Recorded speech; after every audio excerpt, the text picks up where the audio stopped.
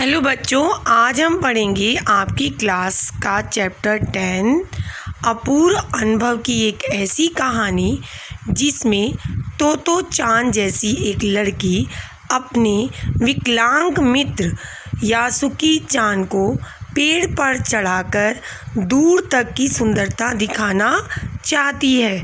इस कहानी के माध्यम से लेखक तेत्सुको कुरियानागी जी हैं। वे बताते हैं बच्चों हमें कि सभागार में शिविर लगाने के 2 दिन बाद तोतो चान ने अपने मित्र यासुकी चान को बिना किसी को बताए पेड़ पर चढ़ने का निमंत्रण दे दिया कि चलो हम पेड़ पर चढ़ते हैं। बच्चों, जापान के बच्चों का पेड़ों के साथ घनिष्ठ संबंध होता है। वे पेड़ों को अपना मित्र मानते हैं, इसलिए प्रत्येक बच्चा अपने एक पेड़ का चयन भी करता है और फिर उसे मित्र मानकर उसका पूरी तरह पल्लवन करता है।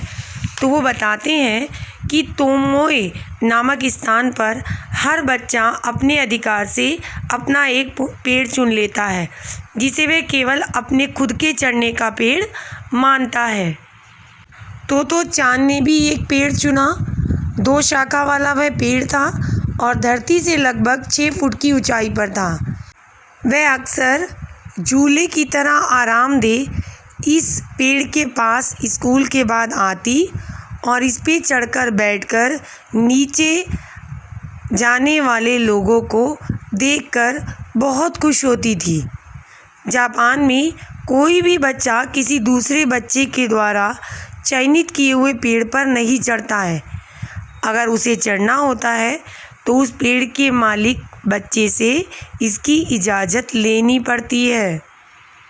यासुकी यान को तो पोलियो था, इसलिए वह किसी भी पेड़ को अपनी निजी संपत्ति मानने में असमर्थ था। तोतो चान किसी भी तरह अपने मित्र यासुकी चान को पेड़ पर बैठने के लिए आमंत्रित करना चाहती थी।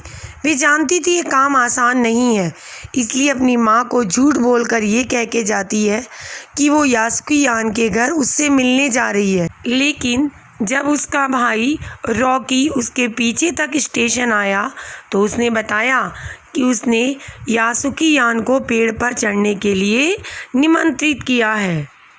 यासुकी तोतो से 1 वर्ष बड़ा है। तोतो जैसे ही स्कूल पहुंची, यासुकी अपनी बाहें फैलाए अपना संतुलन बनाते हुए टांगों को घसीटता हुआ तोतो के पास पहुंच गया। तोतो उसे जल्दी से पेड़ की ओर ले गई। चौकीदार के छप्पर से वह एक सीढ़ी उठाकर लाई और पेड़ के तने के सहारे उसने उसे दूसरी शाखा तक पहुंचा दिया और खुद कुर्सी पर चढ़कर सीढ़ी को भी पकड़ लिया। उसने यासुकी को ऊपर चढ़ने को कहा, लेकिन यासुकी चान के तो हाथ पांव इतने कमज़ोर थे कि वे पहली सीढ़ी ही नहीं चढ़ पाया।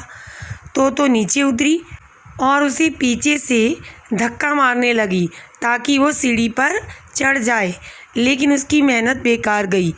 वो सीढ़ी पर नहीं चढ़ पाया। तो यासुकी का दिल नहीं तोड़ना चाहती थी। मैं फिर दोबारा चौकीदार की छप्पर की तरफ गई और एक 3 पहियों वाली सीढ़ी ले आई।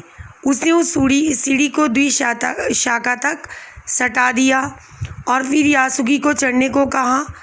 उस दिन बच्चों बहुत तेज़ धूप थी, लेकिन वो दोनों ऊपर चढ़ने की लालसा में इतने व्यस्त थे कि उन्हें धूप का एहसास ही नहीं हुआ। अब यासुकी चान धीरे धीरे सीढ़ी पर पैर रखकर ऊपर चढ़ गया। वो तोतो की तरह जल्दी से कूद के तो शाखा पे नहीं बैठ पाया।